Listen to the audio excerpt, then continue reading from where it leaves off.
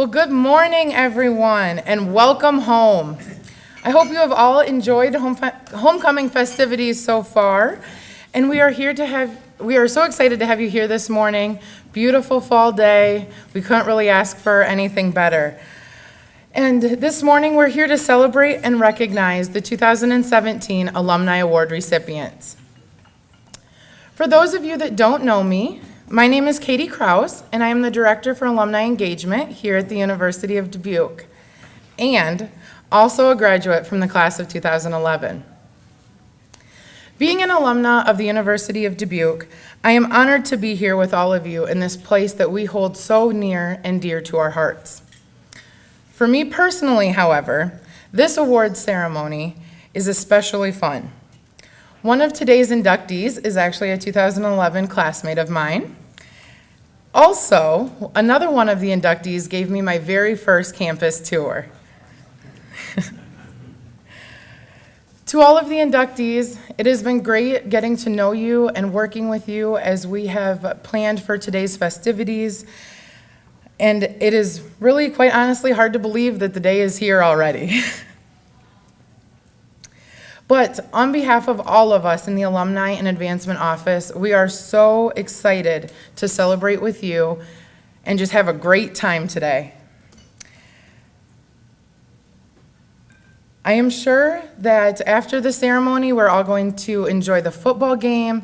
I hope to see a lot of you at the Champs event this afternoon or this evening, and just enjoy the rest of the festivities today. Thanks for joining us, and as we always like to say, it's a great day to be a Spartan.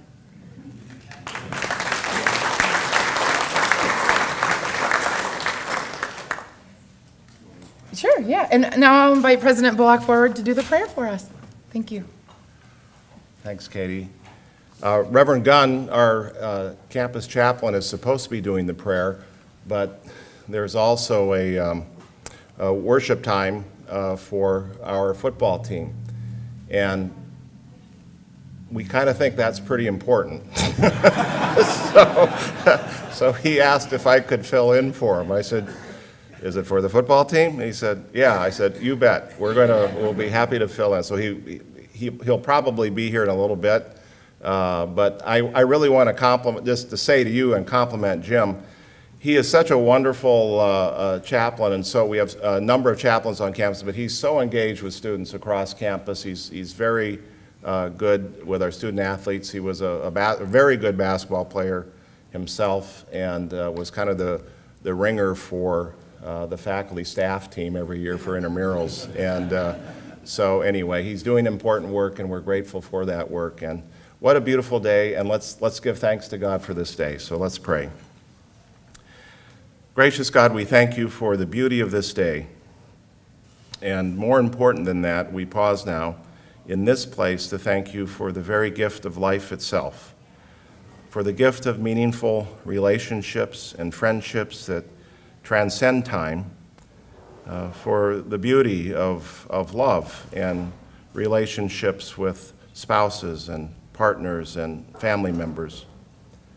We thank you for the beauty that you bestow upon us daily, in the gift of life and in all of its fullness, in both its joy and its sorrow. Most of all, we thank you today for the opportunity to gather together as a university family, for tying together the years, for the opportunity to rekindle friendships and relationships, to reminisce, and also to pause and to give thanks for where we have been brought to at this point in our individual lives and in the life of this, your mission, the University of Dubuque. We thank you for this food. We especially thank you for the hands that have prepared it and helped serve it. We ask that you would bless this time and bless us. In your Son's name we pray. Amen.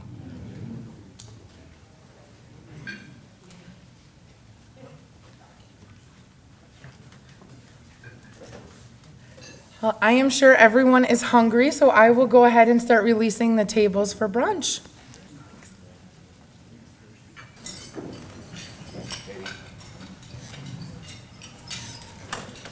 Well, I know we have a long day, and I'm going to be in a very, most importantly, a good program, so I want to be very brief.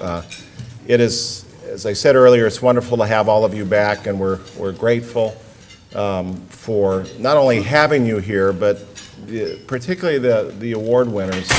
As you read the description on the awards and what about the people and what they've done with their lives, it's really just a remarkable diversity of contributions and interests and things that people have done and gone on to do with their lives. And the important thing, I think, here is one of the things that our Director of Admissions often says for incoming students is we're much more interested in who you become than what you do. And if we get the who you become right, the what you do part will take care of itself. And obviously we're interested in what you do, and that's a big part of what we do here, but I think he's got that right. And as you look at the award winners, the who they are and who they've become is really something that I think all of us can be grateful for and proud of, and is an important hallmark of the kind of education we try to provide here, the kind of experience we try to provide here. As we said talked about with our trustees yesterday, we kind of occupy a space in higher education today that's really unique space. And what we're trying to do in terms of the who you become type of people we educate here, we think our world and our country needs what we're doing. And we're proud of what we do. We're proud of the achievements of our graduates. We're really proud of our students and the work that we get to do with them and what they go on to do with their lives. So this is a moment to honor that, and I think organizationally and institutionally to keep us focused on that. So all of you who are receiving awards, thank you for what you do, for who you are. Thank you for being a part of the University of Dubuque and for the investments you make in us, and congratulations. Thank you very much.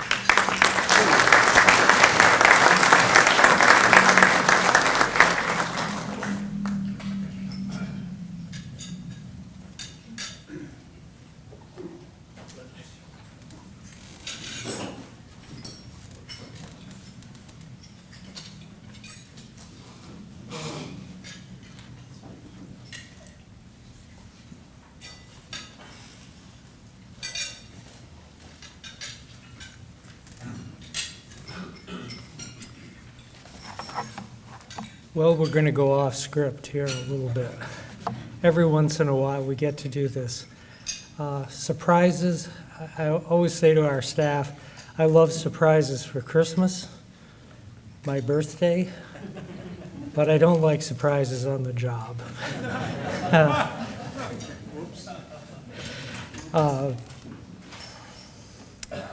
So, I'm missing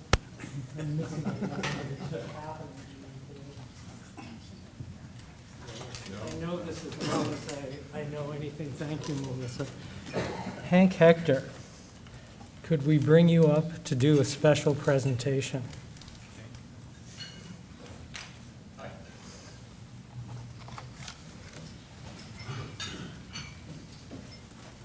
Thank you. I'm the surprise. I've got a brief announcement, and if you'll just bear with me a little bit, I think it'll become fairly clear. A few months ago, we received notice from President Bullock that the university had reached a major fundraising goal of $150 million in the endowment. The endowment, which primarily exists to provide scholarship support for our students, is necessary so that the university can remain a place of hope, opportunity, and promise, as it was for us. When the goal was set over a decade and a half ago, the university was in dire straits. UD was struggling with financial, programmatic, and enrollment deficits, and a deteriorating physical plant. When the trustees and administration set the first $50 million goal, along with the first plan for transformation, we all knew it was an ambitious goal. but a necessary one for the university to have a secure financial future. To say that our university has transformed is an understatement. I am overwhelmed when I think of all that is happening today. And of course, I would be remiss if I didn't mention how grateful I am to those who have been steering the ship over the course of the last 20 years. Specifically, I'm offering my gratitude to Jeffrey and Dana Bullock. Dana has been quoted as saying, in those early days of turmoil and trouble, "If God has a plan for the University of Dubuque, it will thrive." She was right.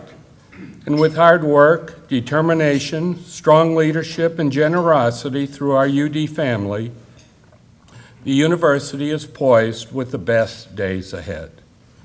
At this point, you might be wondering what this means. You see, I never thought I would see the UD that stands before us today. So it seemed appropriate that we might pause to reflect and celebrate this important milestone in financial stability for our school. So I contacted the advancement office and wondered if we might throw a party, host an event to mark the occasion with a little beer.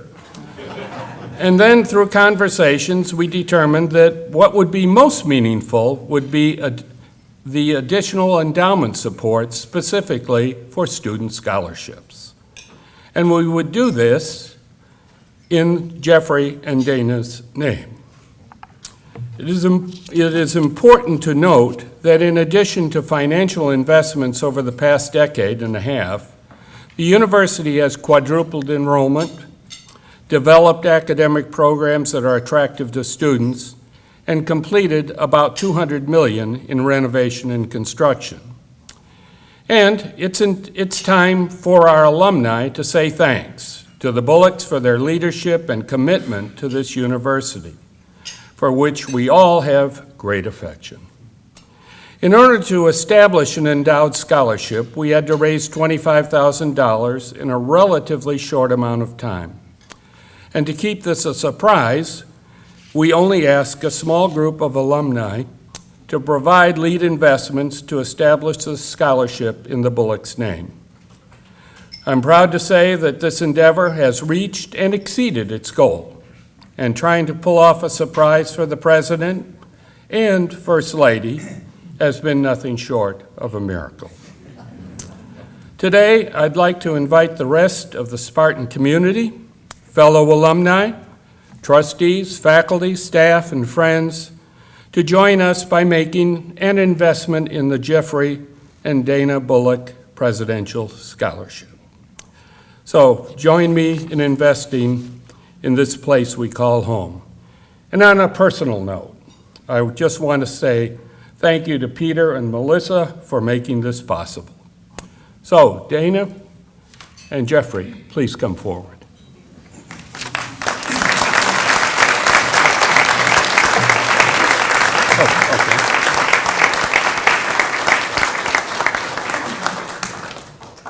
Peter, you broke the surprise. Congratulations. You want to say a few words, please? Go ahead. Oh, my. Well, Great job. definitely a surprise. I'm going to get you later. I'm going to pay for this. So I'm not usually the one up front speaking. I like to stay in the background, kind of work behind the scenes. But this is truly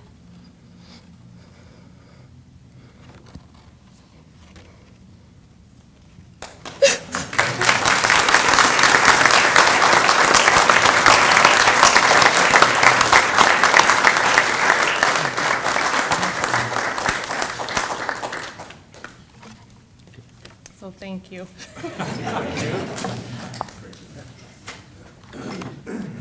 And it is really an effort to keep Jeff out of the loop. So trustees, if you wonder why we haven't talked to you about this, it's because we didn't somehow want it to slip and have it be a real live, honest-to-God surprise. So I think we made it. Thank you, Melissa. Thank you, Hank. And I would say that Hank's very generous in saying we facilitated it, but this was an alum idea, alum executed, and for those of us who've worked with Jeff and Dana for almost 20 years, super well deserved. And not enough. So we'll try to raise some more money. You can see me afterwards.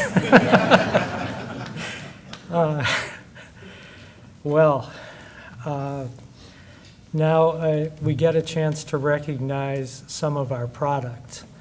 And I always think of UD as, I'm not an Iowan, I'm a kind of birthright New Englander, but I always think of UD as sort of like a seed corn factory. We get the seeds all planted, we get the seeds ready to go, we scatter them out, and amazing things happen.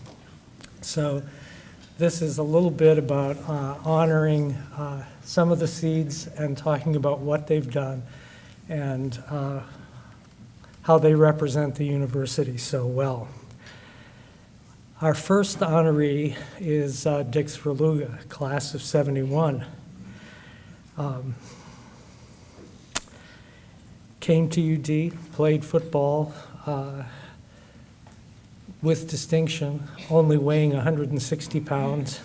And I shared with his brother Bill that I think I weighed 160 in the 4th grade. But that being said, he went on to earn a Master of Science in Education from Indiana University in Student Personnel Administration, then an MBA in Public Management and Operations from BU. So he went from UD to BU. So this is good. Had many roles at BU, but the one I'd call attention to is providing at BU being Assistant Dean of Arts and Sciences, and worked on providing education and training for U.S. military in Europe. And if you read Dick's biography, I keep wondering, when did this guy sleep? He's been involved in the creation and running of numerous technology companies, development of equipment for LASIK surgery, for vision correction, and the list goes on.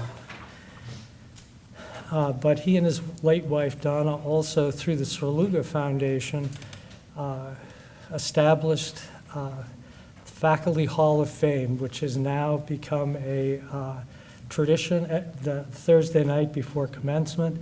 And it honors faculty for teaching, research, and learning, and achievement, and their advising of students. And that really has become a wonderful tradition. Thank you, Dick.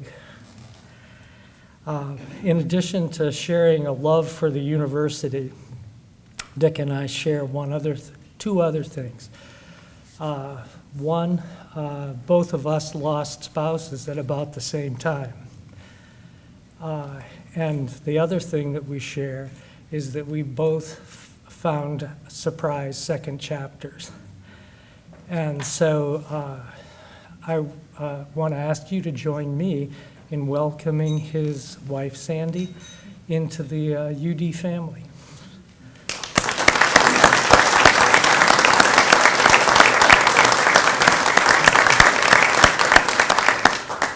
And he has guests today, in addition to Bill, their daughter, Shelby, and her spouse, Scott, and two grandsons, Hunter and Noah.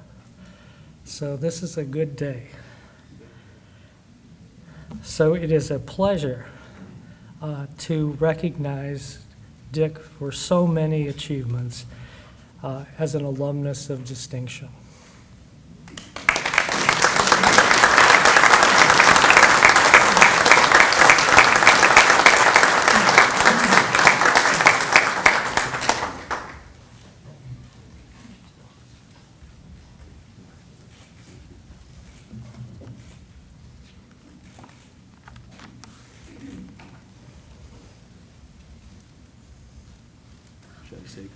You can, certainly.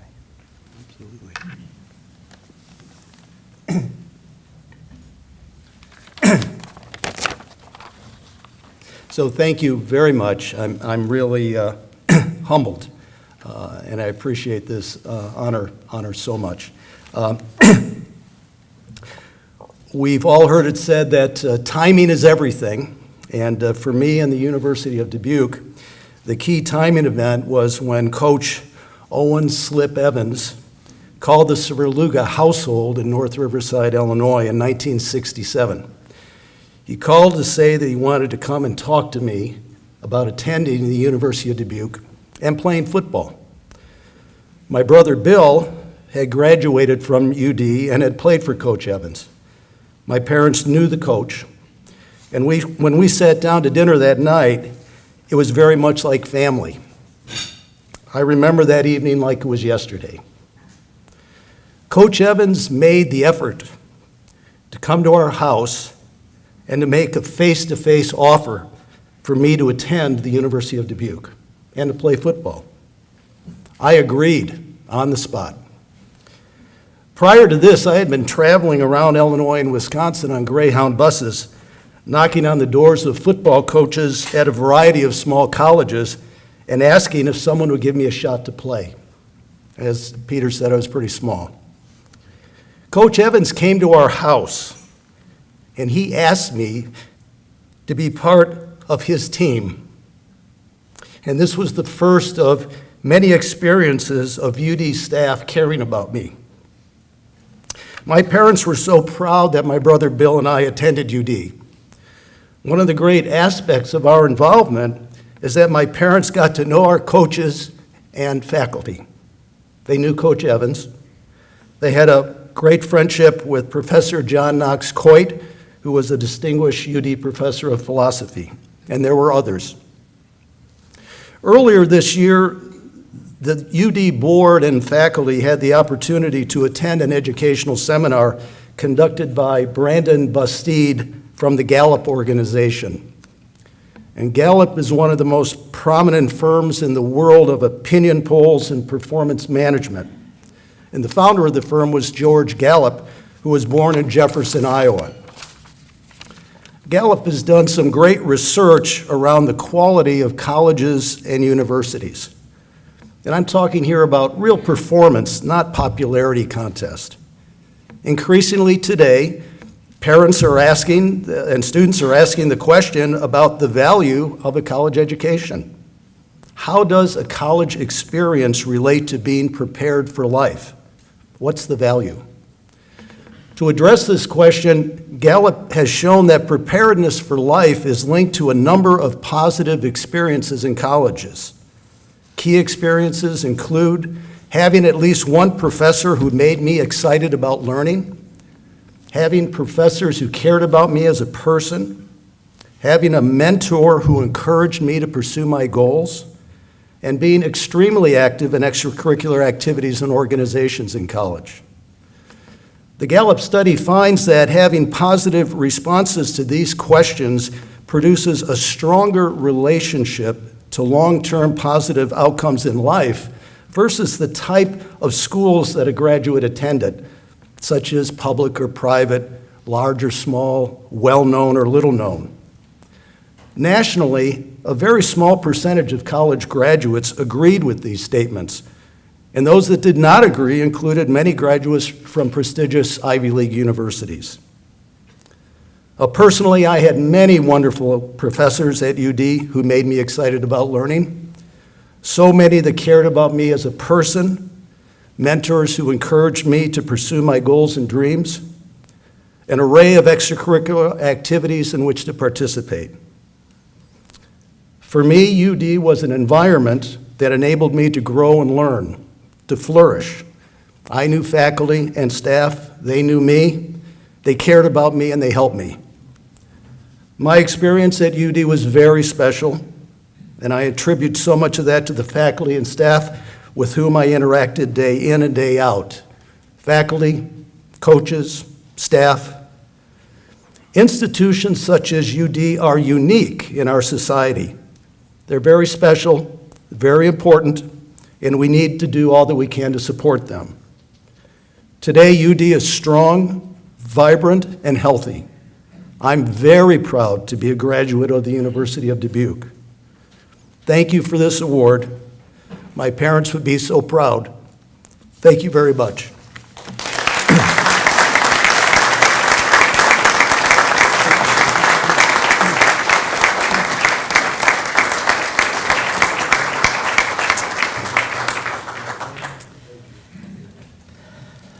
The next person we'd like to recognize, and Dick, before I talk a little bit about charity, thank you. That was well said, and I hope we live up to it every day. It is a particular pleasure for me, Charity Edgar, class of '07, who I've known since she started as a student, and she was a student ambassador in our admission office, Charity Edgar. Charity is a native of Garner, Iowa. She graduated in 2007 with a Bachelor of Arts degree in Communication and English. She was involved in a number of sororities, worked in residence life, the Bell Tower, and of course the Student Ambassador Association. After graduation, Charity went on to complete the Public Affairs Qualification course from the Defense Information School at Fort Meade, Maryland. Throughout her career, Charity has served as manager of committees and communications for the U.S. Chamber of Commerce, as a public affairs office in the U.S. Navy Reserve deployed to Afghanistan, as public affairs officer for Combined Security Transition Command, Afghanistan. In 2015, she was named Navy Junior Public Affairs Officer of the Year. She's now pursuing her Master of Social Work degree with an emphasis on military and veterans through USC. In 2014, she was appointed as Assistant National Communications Director for Disabled American Veterans. Again, I wonder, does she sleep? She volunteers for the Honor Flight Network, Big Brothers Big Sis, and the American Red Cross. Charity Edgar.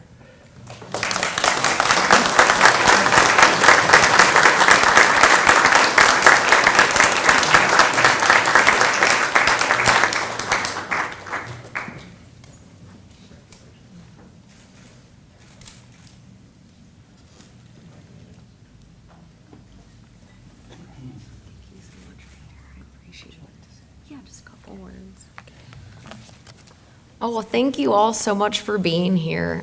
First of all, I feel like there was a mistake. When I checked in, it said 10 years. I was like, there's no way I've been done for 10 years. That must be an error.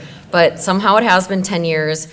You heard Katie mention earlier someone gave her a tour here, and that was me, and I could not be prouder. That's one thing I love about UD is these relationships, and every time I come back, I see people I worked with or worked for, and it's just pretty exciting. But I was a student ambassador, so the great students who are giving you, tours, or perhaps they were taking you around golf carts, I was one of those people. So you think I'd know this campus inside and out, right? Well, somehow this morning, I've still managed to get lost because that's how much this campus has grown in just a decade. So even though I used to give tours, that's the kind of growth we see here, and I could not be more proud to be a part of it.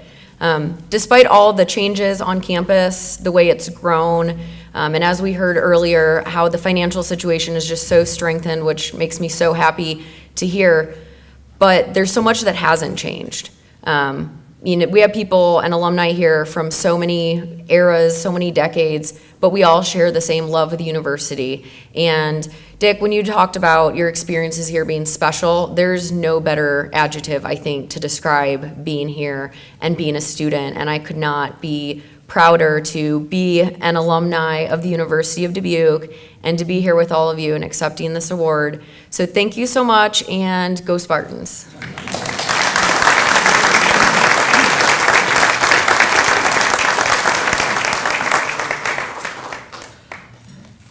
Our next award goes to Matt Metelak. Matt is we talk a lot about legacies in the admission part of my life. And Matt is not only a legacy, but he's a second-generation aviator.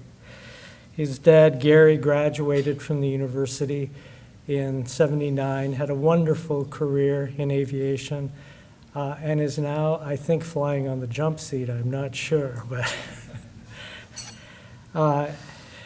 Matt had a distinguished career as an undergrad in aviation.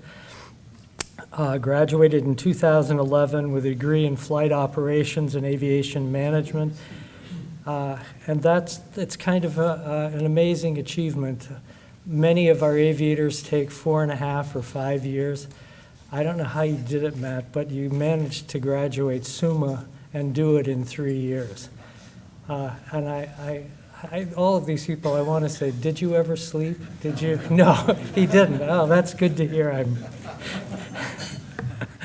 He served as a part-time flight instructor for UD, and when he graduated, he received the aviation department's most significant award, Blue Skies over Dubuque Outstanding Senior Award. He has served as a first officer at Pinnacle Airlines, first officer at ExpressJet, and while at ExpressJet, he served as an ambassador for pilot recruiting. He is currently a pilot for Delta. Delta is ready when you are, and currently flies a Boeing 717. In addition to flying, he has been involved with the Young Eagles program that is designed to give children their first free aircraft ride, and also serves as a command pilot with Angel Flight Central, where he volunteers his time as a pilot flying charitable flights for health care and humanitarian reasons. He is also, should I address you as Colonel? Or would that be all right? All right. Colonel Metelak is a life member of the Commemorative Air Force, where he became involved at a young age restoring and preserving World War II era combat aircraft.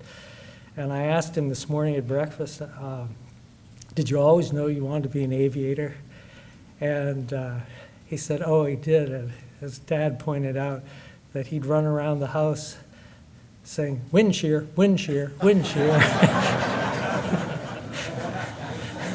So are you doing okay with wind shear on that 717?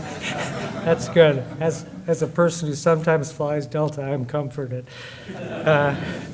It's a pleasure to recognize you, Matt, with an award of merit.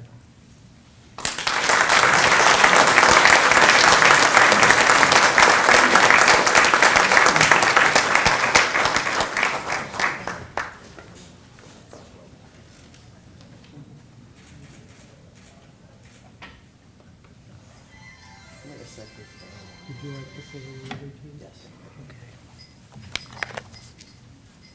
I have a couple notes here on my phone. First of all, I just want to say thank you to my parents who are here today, Gary and Sue. As Peter mentioned, my dad was a graduate here in 1979. So I grew up here. I didn't really grow up here. We grew up in Chicago, but some of my most fond memories are coming here as a very small child and touring the university, and my dad would just kind of walk around in just this awe. And wow, to be here 25 years ago again. And I remember this campus as a small child, and most of this block was still houses, believe it or not. And when I went here, this was a parking lot that we're currently eating on. But, UD was something that I always dreamed of being a part of as a child. And the aviation program here has to be one of the best kept secrets in the industry. And I'm very thankful for the opportunities that were provided to me when I was a student here. The one thing that's very special about this campus, and everyone kind of talks about the atmosphere and talks about the students, is this school allows you to do whatever you want. You can go as fast or as slow as you want, and you can be as successful as you choose to be. And that's something that a lot of other schools where, larger schools where you're just a number, here you're a person and everybody knows you. And you really do have the opportunity and the tools to succeed here. And I really appreciated that, and it truly did set me up. I got the Award of Merit, which is for excellence in my career field, and this school truly set me up for the success that I've been very fortunate to have. So again, I wanted to thank the University of Dubuque, my parents, my girlfriend Carson's here, and thank you all.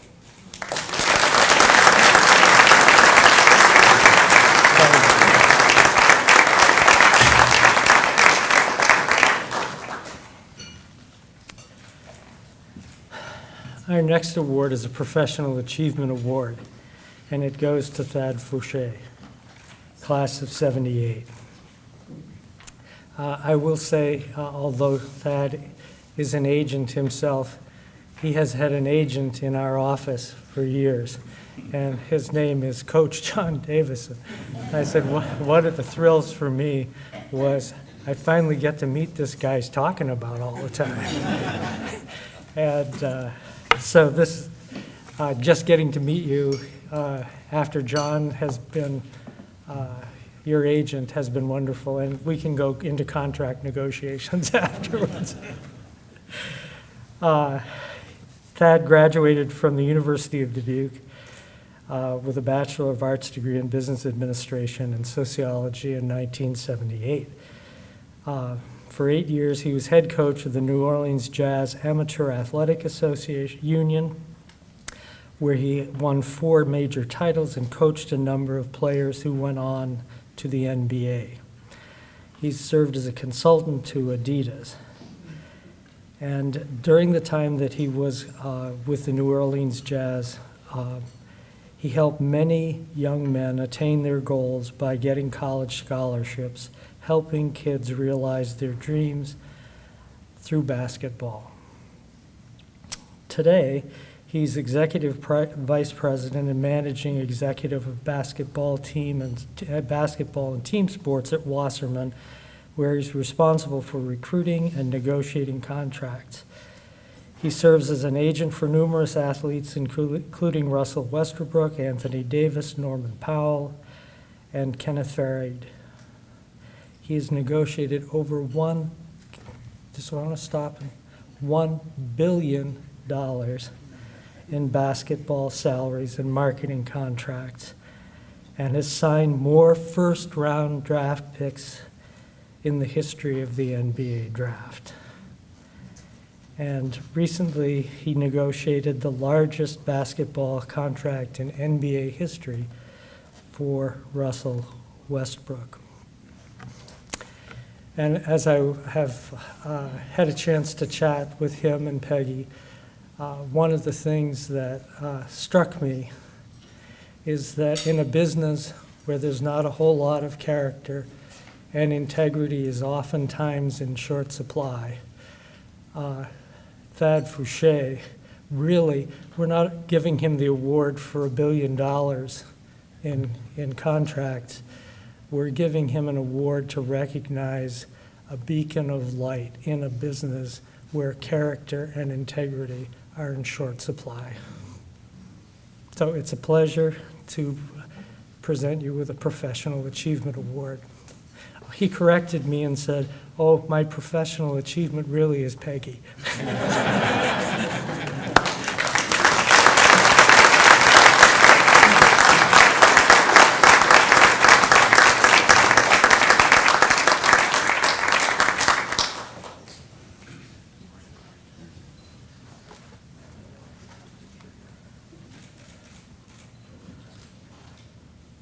Feel like I'm signing a first-round picture.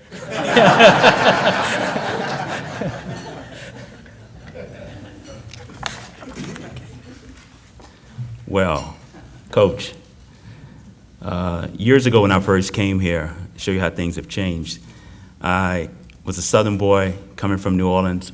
My roommate and I, Demetri Gaston, both attended the same high school in New Orleans, and we had no idea what this place was all about. We had one coat that his mom made, and he used to go to class with the coat and then bring the coat back to me, and I would put the coat on, and we'd go to class. So I cannot believe I'm standing in front of all you guys today. There's another story that nobody ever believed, including my girlfriend Peggy, that we used to work at a ski lodge out here, Sundown Ski Lodge in Iowa. And we all had St. Augustine High School athletic team jackets that was about as thin as this paper right here. And we used to freeze to death. And we used to amuse ourselves out there because we used to have to sit in this tent where the rope tow was. And it was 0 degrees, and the tent had this thing that acted like a fan, so 0 degrees blowing cold air on us. We practically lost our mind. We used to say to each other, is this the end of the world? Because in New Orleans, we never saw any snow. My other classmate, Rich Sexton, we played basketball here together. And Rich, you ever thought you'd be seeing me standing up here? We talked about going to each other's jobs. You remember the 12-pack of... But no, this is amazing that I'm able to come back here and accept this award. You know, the one thing I regret that my parents aren't here to see it. They meant so much to me.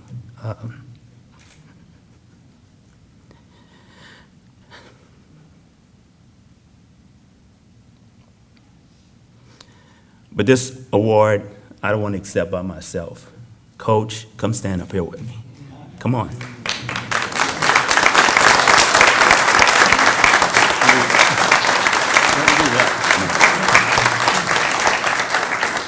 This guy made my life here so easy. This award is not just for me. It's for you because you was a mentor to me, but more importantly, you're my friend. Thank you so much.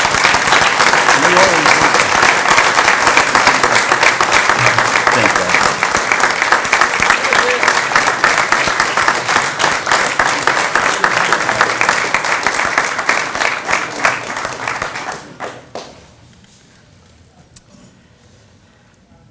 Wow, these just keep getting better and better.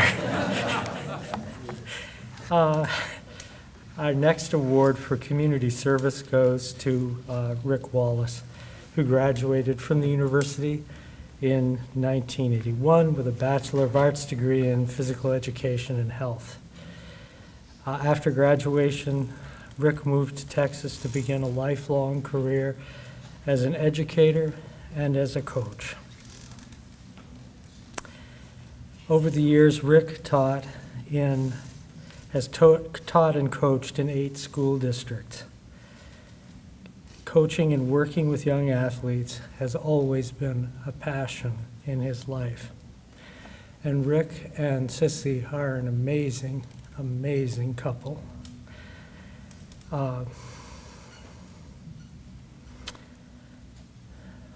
When one of their students, one of his athletes, Tyrese Williams, his dad was changing jobs, going to be moving out of the community. He moved in and lived with Sissy and Rick for almost 3 years. But during that time, it became clear also that Tyrese was going to need a kidney transplant. And when I was talking to Rick and Sissy yesterday, I said, how did you decide to become a donor, his donor?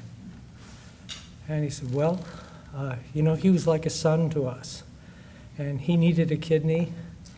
And he said, I understood the risks, but we decided to do it anyway. And I said, what would have happened if you hadn't been a match? And Sissy looked at me and said, well, I would have done it. I got to tell you, folks, that is an amazing story. I keep thinking it ought to be a movie, actually. So I'm sure there have been a number of people who have served their communities, but I think, Rick, you are an absolute standalone. You are the only one who's given a kidney. So it's a pleasure for us to honor you with a Service to Community Award.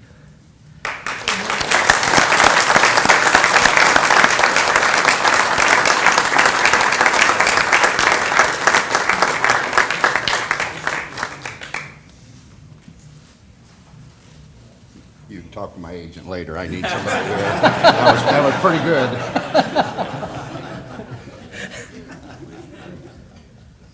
Thank you. I don't get out of town much.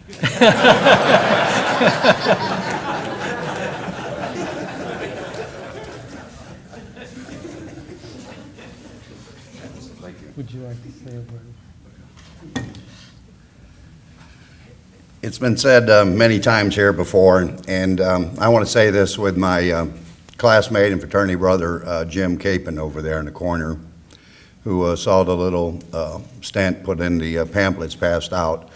And I think he said it best. All of us here in some way either are directly related to the university, still are, or will be. And Jim's comment right before the ceremony was that, Rick, I've met a lot of people in my life, and both in high school and college, but I can honestly say that I've been never closer than anybody here than the people I met at University of Dubuque. And I agree with that.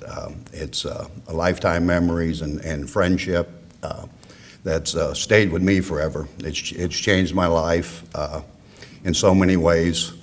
I met my beautiful wife from Dallas, Texas. I told her if she ever gets her eyes fixed, she'll leave me one day. So hope she doesn't do that. I promised I wouldn't tell a bad joke, so I'm going to try not to.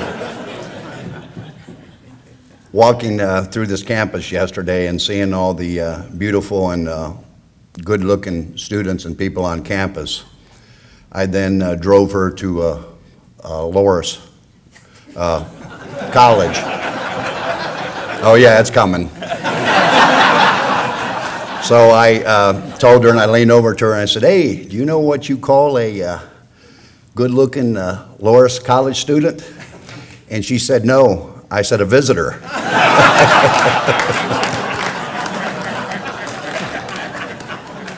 As far as the deal with Tyrese, he had 8 months to live. He was dying. It's very unique if you don't know about any type of transplants. You have to be a 100% match, which is unbelievable that I was a match.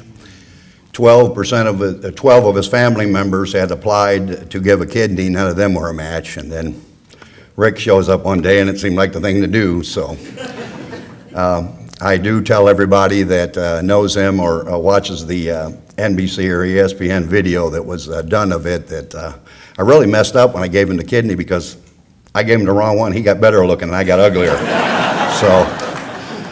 So that kind of scared me a little bit. I am honored here to receive this award. I want to thank God, my family, of course, my wife, Sissy. Coming here to University of Dubuque, I didn't really know what to expect. I grew up in a small town of Chicago also. And as Coach said before, Thad said, I got here and thought I'd lost my mind. My high school was 3,200. We had an indoor track. Here we had a cinder track. We had indoor batting cages. We were one of the federal programs there in Chicago that was built in the 60s to keep kids off the streets. So I had a real nice high school. It's 3,200 people, and came here and really didn't know what to expect.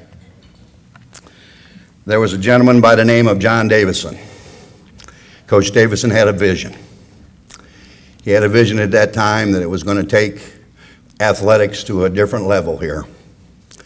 He went and he brought in two other coaches, one by the name of Coach Don Birmingham and Coach Donnie Carthel. Bringing in those two, they brought in athletes, not just football players. Everyone that was brought in here, there was 21 of us. We participated in many other sports. In football alone, we were ranked 2 years in the nation. People were then asking across the country, where's this University of Dubuque at? Never heard of it, have no idea what country it's in, let alone what state. And it started getting an abundance of people wondering where this school was. 21 of us were brought in from Division I, Division II, and junior colleges. I did not know until recently we were not highly looked upon. We were not a product of the start of our educational years at University of Dubuque.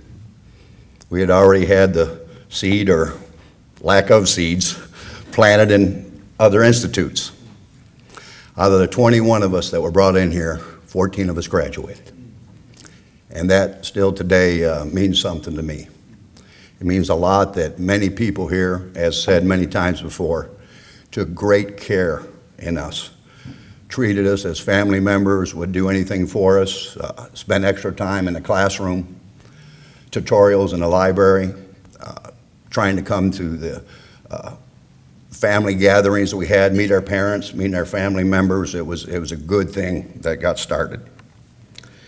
After having his vision, he started to prepare us for life. And I appreciate Coach Davison for that. He taught me a lot in a lot of ways also, as Thad already said. It means a lot to me. I also want to thank three other individuals. One was Lynn Phillips, Helen Watts, and Dr. Fred Wagner, who did wonders for me. Helped me in many ways see the light of graduation. After graduating from this school, 6 weeks after I graduated, someone said, "Hey, Rick, you might make a good coach." I said, "Coaching what?" I said, "Whatever you want." Well, I got offered a job in Texas, coaching college football. Well, as I was taught here at this prestigious university, coaching doesn't pay much. Well, there was the first problem. I didn't have a teaching job. I was 23 years old and I graduated from here. Well, the place where I started coaching was Texas Tech University, had 32,000 students. I was 23 years old. I said, "Well, what am I going to do for pay?" They said, "Oh, you don't know." Well, 3 conversations went on. They set me up with an interview at the University of Texas Tech. The hardest thing today I've ever done in my life.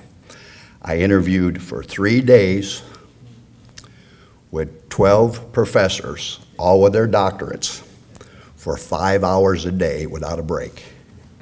15 hours of interviewing for 3 days straight. They called me back a week later and said, "Hey, would you like to be a college professor?" I said, "Hey, that sounds pretty good to me." I said, "What do I got to do?" "Well, you have to teach 7 classes to undergrad students." I said, "Does it pay more?" They said, "Absolutely." I said, "When do I start?" 6 weeks after graduation, I headed to Texas. I never looked back. I've been there my entire life since the day I graduated, besides visiting people here and coming to events on campus. The only thing I can say about that, folks, to let you know how I got prepared here by the system of University of Dubuque. I must have been doing something right, because after a semester, they gave me 2 assistants.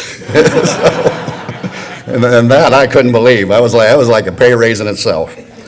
Lastly but not least, I would like Sandy Heckenberry to stand up, please. That would be you, Sandy. She has been a big part of taking care of Sissy and myself, as well as Coach Davis, and I'd like everybody to give her a round of applause.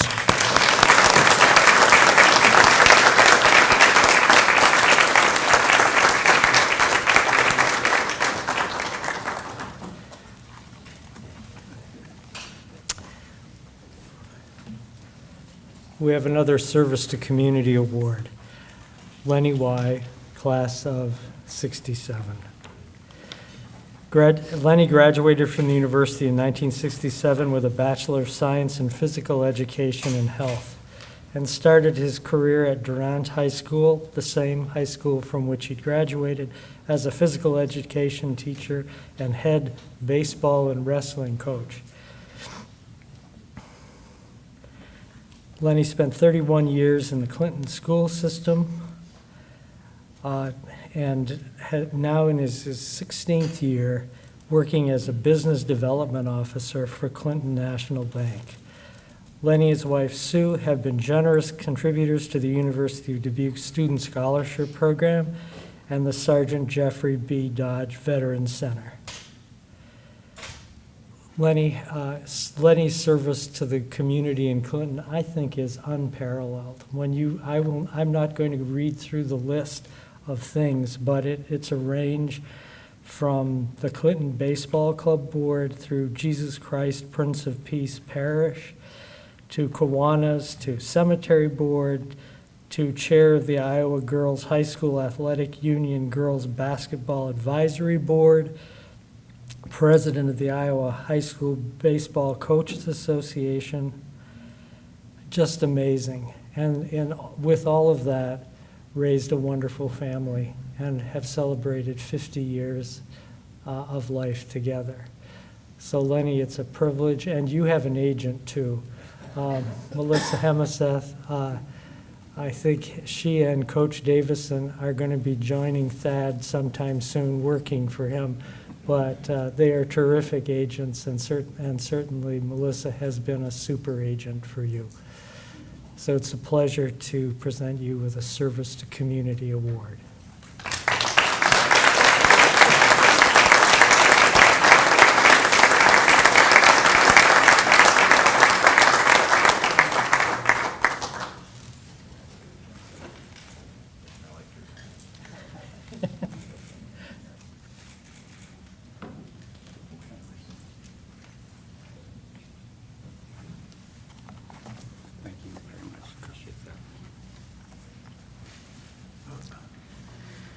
Thank you very much, Peter. I wasn't nervous until just a little while ago.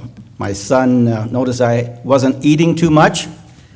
And I said, you know, Doug, when I speak, I don't eat too much. He said, Dad, you're not going to speak too long, are you? I said, no, we're not going to speak too long. But before I have some words about service and this wonderful university, I certainly would be remiss if I didn't introduce the person who has mentored me in volunteering and giving back, my wife of 50 years. Sue, why don't you stand up with that UD? Look at that Spartan color. Look at those colors she's got on there.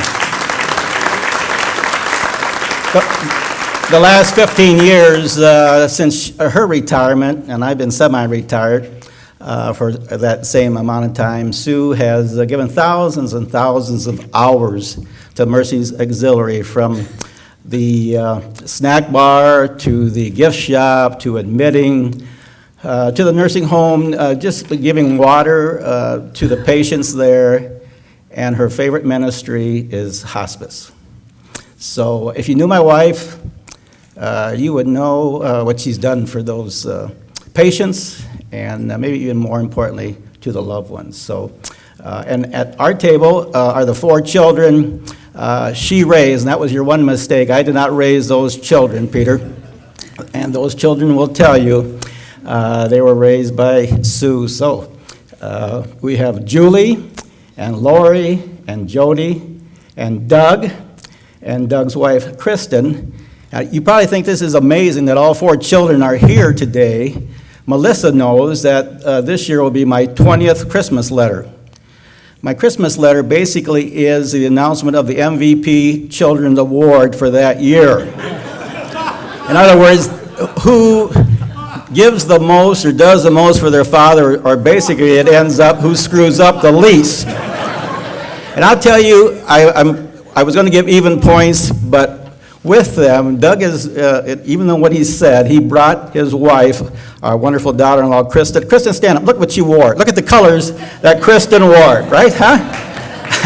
UD colors. And I know those children, the girls, I did hear them whispering. They were singing praise to Katie. They were looking at the program, and I heard one say, well, this will be a great obituary. That takes care of that. So I've been reading my obituary, which is good. I don't know if my roommate for my time here was Dr. Don Johnson, and he was going to be here. He is back there. And I wanted to introduce him. We've been reconnected 2 years ago with a 13 fraternity. I hadn't seen him in that amount of time, and then again yesterday. You know, obviously he was a great student. Well, he's a doctor and still is, and still practicing. I came from a little town, a little school, Durant, My study habits were not the best, and he turned those around immediately. I was reluctant, but every Saturday night of all nights, he would take me to the library. Every Saturday night. And we would spend hours at the library. Some of you know here that the library is a bar over in East Dubuque.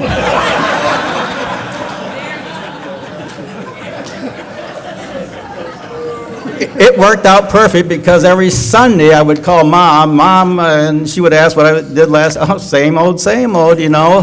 We closed the library down, and she was so proud of me. The last time I was here, I got a little complex about this room. It's a beautiful room, isn't it? 2 years ago, I was at the President's Luncheon for a scholarship. It's a great event. I've been to 2 of them. I had a knee replacement surgery about 8 weeks ago. I'm sorry I missed this one. It's a great time when you meet the students of the University of Dubuque and how impressive they are. And I remember 2 years ago, I sat right at that table, and we were with a golfer. Do not remember his name. I thought I would never forget it at the time, but a fine young man. But we got somehow in the conversation of residence halls and looking out the window, and we got on the discussion of Cassett Hall, which is right behind us. And I remember his exact words. He said, "Mr. Weih, Cassett Hall is as old as dirt." And I said, you know, young man, my wife and I lived there the first summer it was open, and I was the head resident. And he turned so many colors of green, and it might have been Coach that put him up to it, I don't know. You know, giving back and volunteering and giving back time and talent and treasures. I think all of us, obviously all of us do it in a special way. I've only met one of the other honorees, Charity. Luckily, we were together and visited last night, and oh wow, in 10 years, what she has done, what she's given back to disabled veterans and the service in 10 years. And I've been around for 50 years, so I'm sure my kids are thinking also, Dad, what are you doing up there compared to these other people? But it's really impressive. So, but we all give back at different times in our life.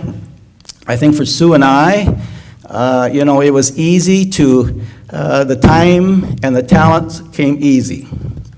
The treasures for me were a little bit more difficult to give back. We always had excuses, or I had excuses. Actually, there were 4 excuses, and they're sitting over at that table right now. We had 3 kids at the University of Iowa at the same time. I had 3 daughters get married, 2 a month apart. That was fun. But you know, at the end of the day, at the end of all those years, that's what they are. They're excuses that we make for not giving back our treasures. And so when we retired, Sue and I've kind of got a retirement job at the bank. I've been there 16 years. I've never touched a dollar bill yet. A lot of donuts, a lot of cookies, a lot of golf clubs. But we were able to look back. And first, the community was very easy for us to see what they had given us and how fortunate we were to live in the community of Clinton, just down the road a few miles. 47 years, our home. And all they did for us, and for our children, more importantly, was amazing. So, and our community has many needs. Today, in Clinton, 37% of our population is at or below poverty level. It's a great community. It has a lot of needs. So the needs start there. The United Way, for example, is a great, great organization, as you know, to give back. And then we built a new church. We closed 5 churches in Clinton. 5 Catholic churches, made one big, beautiful new Prince of Peace church 9 years ago. And just this spring, we opened up Parish Hall. And to be a part of that, how good was that for all the spiritual life that they had given us. So it was very, very easy for us to do that. And when you get to be 71, in 8 days, I'll be how old, kids? 72, my birthday. When you get to be this age, the phrase which Sue and I love, you know, what you do for yourself dies with you. What you do for your community lives forever. Lives forever. So it has more meaning now than it did some time ago. But for me to give back and to the University of Dubuque and to get reconnected was a different story, and it took many, many years. I was so disconnected with the University of Dubuque. Two people really had an impact and created the awareness of what the University of Dubuque is and what it has become. The first person, you probably wouldn't figure to be that person, but the voice of the Iowa Hawkeyes, Gary Dolphin. I had the opportunity to play golf with him in Clinton once a year at our I-Club. And it might have been 8, 9 years ago, and Dolph said, "Hey, Lenny, I know you went to the University of Dubuque. Do you really know what's going on there? Have you been back there? Do you know what has happened to the enrollment, the endowment, the facilities? Do you know this president that's there?" He talked about that president in about the same tone and excitement as he calls Touchdown Iowa. And that got me excited. And so we would start coming back on our anniversary, August 20th, and just walk around. And wow, it was really something to see. It was real eye-openers. The brick and mortar that we could see, the changes, the name that was on a lot of those buildings. My claim to fame all of a sudden became I knew Joe, and he was just a year behind me, and I was his closest friend, and it went on and on and on and on. And obviously one of many, but wow, pretty impressive. And when I came up to you before, you remembered me, and that meant a lot. So the other person, of course, is my agent, Melissa. She came 4 years ago, and she called me up. I don't remember too much about the phone call, but it must have been something like this: "Hey, Lenny, you want to go out for a free lunch?" And that got me she came to Clinton. What a wonderful, wonderful person. She is a great face for the University of Dubuque. She's a listener. She's a talk. I could go on and on about her. So sincere, so great. But she told us about the programs, more than the brick and mortar, which are outstanding, but she told me about the programs, Sue and I. The scholarships, Jeffrey B. Dodge, we were at that dedication, and what a wonderful job. Your words were so powerful. And what you do for veterans. The interview closet, what a neat just a little thing, but giving good clothes to kids that are going to interview. And so we really got connected back to the University of Dubuque. And as importantly as that, if not more importantly, it reconnected me with Coach. One day I came, she said, "I got a surprise for you," and down the steps to lunch came my coach. He coached 1 year baseball. I was fortunate enough to be his outfielder. He was the kind of coach that you would run through a fence for. Actually, I did, didn't I, John? Yep. It was a picket fence. It's out there in left center field. No warning track. I went right through it. True story. But he still is giving back. And what a wonderful person he is, and how fortunate you are to have him.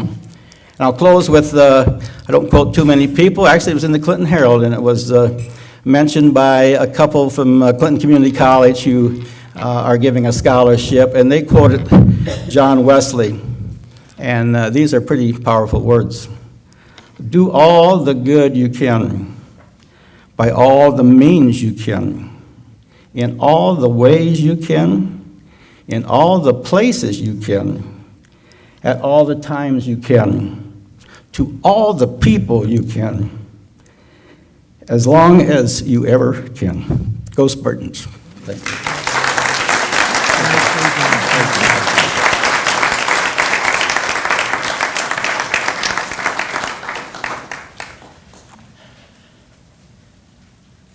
On a busy weekend, all I can say is that this is like super inspirational for me to hear the stories and see the people who are our products and what they're doing, and who they, as the president said, who they've become.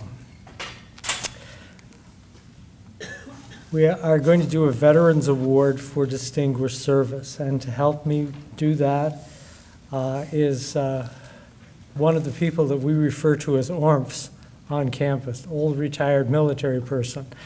But Steve Accinelli, who has directed our aviation program until his recent retirement, was Lieutenant Colonel and Army Aviator Jesse James, Command Sergeant Major in the Army, Rick Ernst, also Command Sergeant Major, and also UD Parent is now the director of our Veterans Center. And I just add a word because the person who we're recognizing is also Command Sergeant Major. And for those of you who are not tutored in the way of military rank, Command Sergeant Major represents the top 1% of the enlisted rank. So this is no mean feat. So it's a pleasure to introduce to you our Director of Veterans Center, Rick Ernst.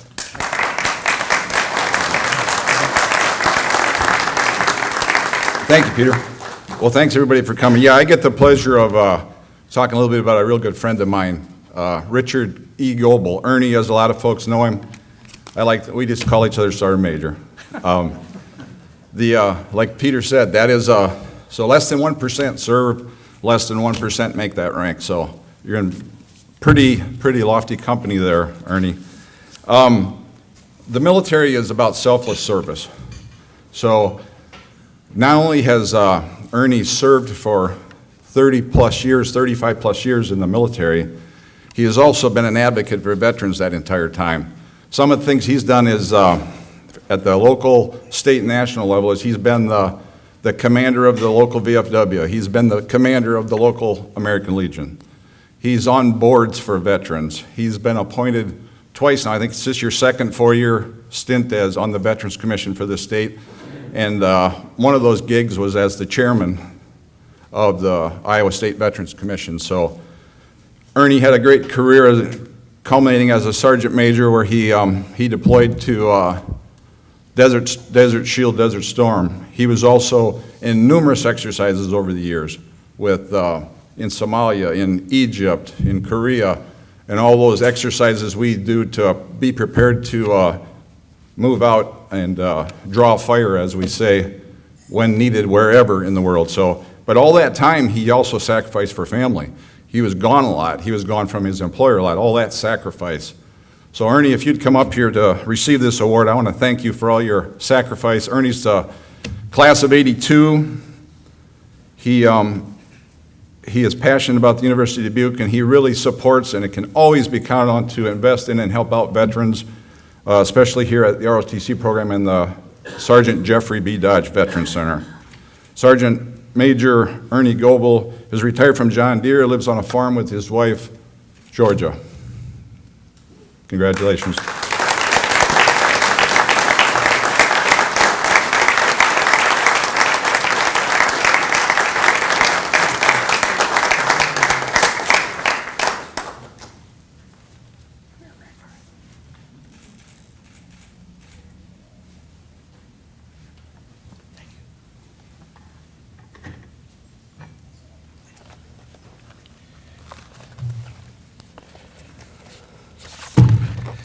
This is a great honor, and I'm very humbled by all these people that have come before me. There's a lot of great people here who have done a lot of great things, and I just want to say thanks to all of them for all what they've done. There's a lot of tremendous stories here from all of you, and I want to give you all a round of applause, every one of you.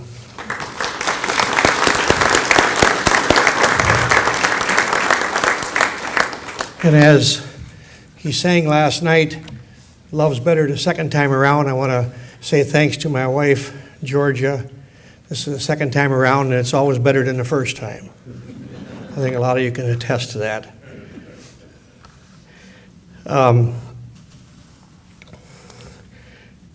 When I went back to college, I was out of high school in 19 years. And the first class I took was statistics. Now think about that once. You couldn't pick a worse one.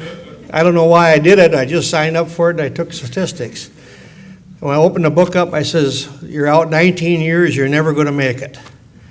It's hard." So I come here with the Tri-College program. And a few of you older people can remember that when that was very active here. with the other 2 colleges in town. And I had a real good advisor, Wally Nelson. Who remembers him? Probably nobody. Couple. Yeah, Wally was a good advisor. He taught economics. His wife Sally also taught accounting. And they were really good people, and Wally really helped me, did a lot for me, helped me to get oriented in college and lined up. And I actually graduated in 3.5 years going part-time.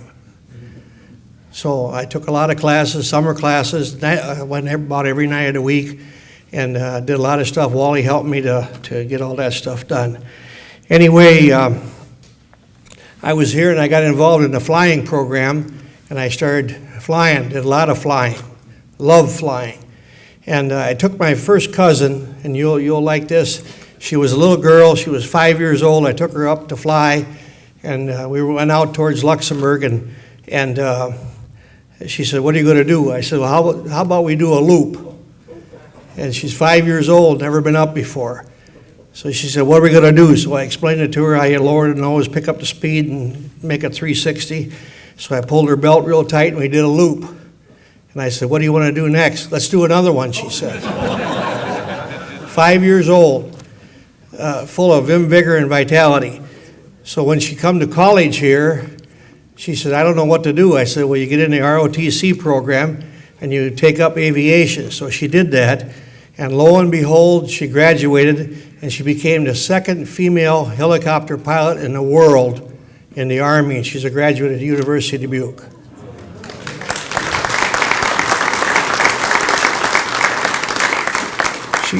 She served 23 years, retired as a lieutenant colonel, and I'm very, very proud of her with the things that I did for her that motivated her and made her look in that direction. I always said that, and she was a blonde and she was good looking. So I always said the only reason you got made it in a man's world is because you were a blonde and you were good looking. And she said, "Well, I had a little bit more up here than a lot of them did."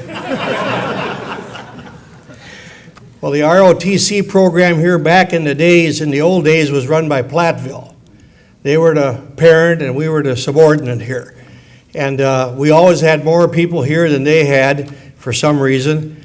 And then over the years, a few of you old people remember, University of Dubuque was going like this, very bad, really bad. And the ROTC program was bad, so they stopped it, and we got hooked up with UNI. And presently, UNI has less people. They're the parent, we're the subordinate. They have less people than we do. We have over 120 veterans attending University of Dubuque, 120.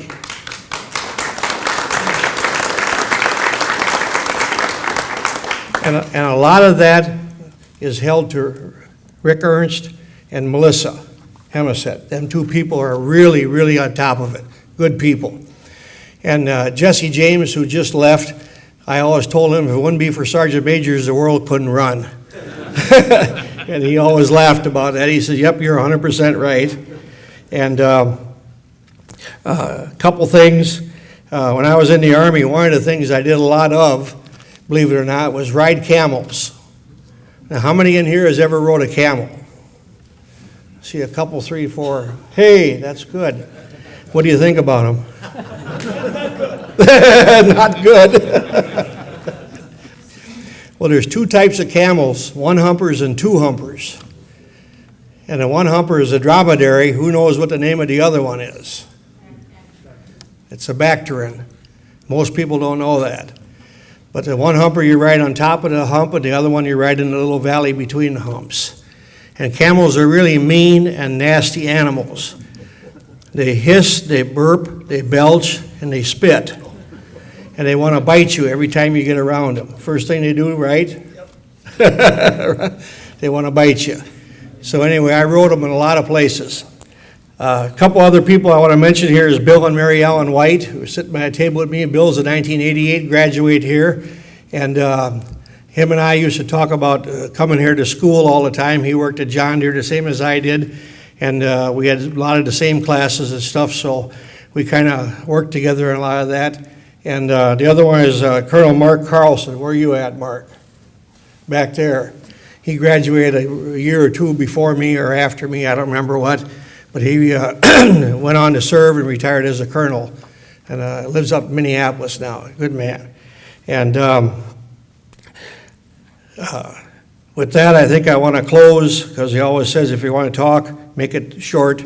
So thank you all again. This is a great award, and I'm very humbled that I received it. Thank you.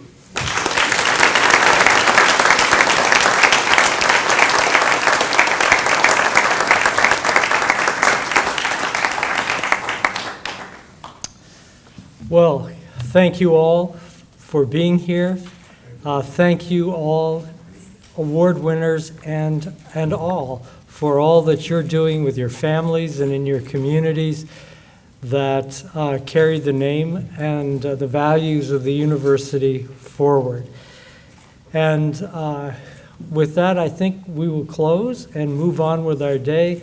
But there's a wonderful benediction that seems so appropriate for us, and it's the Lord watch between you and me while we're apart one from another.